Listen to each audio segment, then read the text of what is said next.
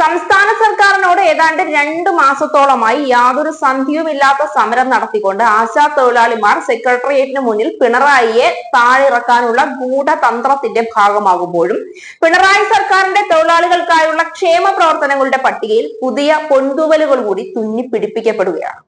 കേരളത്തിൽ മഹാത്മാഗാന്ധി ഗ്രാമീണ തൊഴിലുറപ്പ് തൊഴിലാളികളുടെ ദിവസക്കൂലിയിൽ 23 രൂപയുടെ വർധനവ് വരുത്തി. 346 രൂപയായിരുന്നത് 369 രൂപയാക്കി. ഏപ്രിൽ 1 മുതൽ പുതിയ നിരക്ക് പ്രാബല്യത്തിൽ വരും. കേന്ദ്ര സർക്കാർ പ്രഖ്യാപിച്ച പുതിയ നിരക്കും പര്യാപ്തമല്ലെന്നാണ് കേരളത്തിന്റെ നിലപാട്. പാവപ്പെട്ട സ്ത്രീകൾക്ക് തൊഴിലുറപ്പ് നൽകുന്നതിലൂടെ മികച്ച വരുമാനം ഉറപ്പാക്കുന്ന പദ്ധതിയായിരുന്നു ഇത്. ഒട്ടേറെ സ്ത്രീകൾ ഈ രംഗത്തേക്ക് കടന്നു വരികയും അവരുടെ ജീവിത നിലവാരം മെച്ചപ്പെടുകയും ചെയ്തു.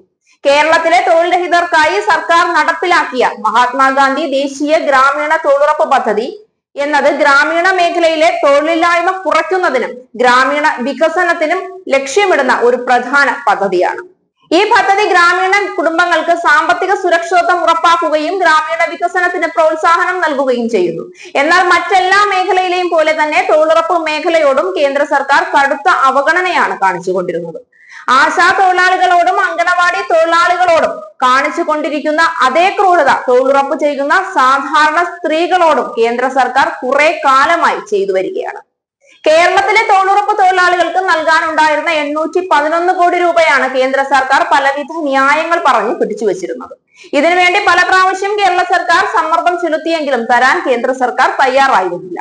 എല്ലാ മേഖലയെയും സംസ്ഥാന സർക്കാരിനെ പ്രതിസന്ധിയിലാക്കിക്കൊണ്ട് കേരളത്തിലെ ജനങ്ങൾക്കിടയിലുള്ള പിണറായി സർക്കാരിന്റെ നല്ല മുഖം ഇല്ലാതാക്കി ജനങ്ങൾക്കിടയിൽ പിണറായി ഒരു മോശം ഭരണാധികാരിയായി വരുത്തി തീർത്ത് കേരളത്തിന്റെ അധികാരം കൈയാളാമെന്നുള്ള BJPയുടെ ഗൂഢലക്ഷ്യം തന്നെയായിരുന്നു ഇതിനു പിന്നിലും.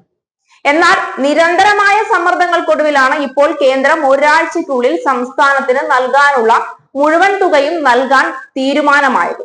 ഈ സാഹചര്യത്തിലാണ് കേരളം ഒട്ടും വൈകാതെ തൊഴിലുറപ്പ് തൊഴിലാളികളുടെ വേതനം കൂട്ടി മാതൃകയായത്.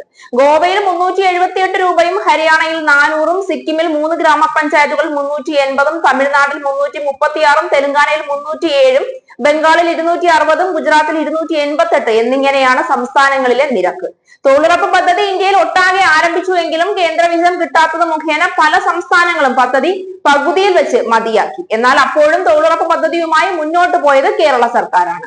സമരം ചെയ്യുന്ന ആശാ തൊഴിലാളികൾക്ക് ഉത്തരത്തിലിരുന്നത് കിട്ടിയതുമില്ല, കക്ഷത്തിലിരുന്നത് പോവുകയും ചെയ്തു എന്ന് പറയുന്ന അവസ്ഥയാണ്.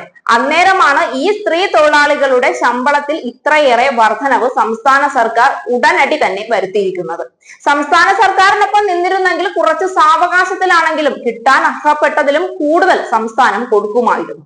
എന്നാൽ മറ്റു പാർട്ടികളുടെ പാവകളായി സംസ്ഥാന സർക്കാരിനെതിരെ യുദ്ധം ചെയ്യാൻ ഇറങ്ങി പുറപ്പെട്ടിട്ട് ഇപ്പോൾ മറ്റു മേഖലയിലെ തൊഴിലാളികളുടെ വേതനം വർദ്ധിപ്പിക്കുന്നത് കണ്ട് വായിൽ വെള്ളമിറക്കേണ്ട അവസ്ഥയുണ്ടായി എന്നത് മാത്രമാണ് ലാഭം.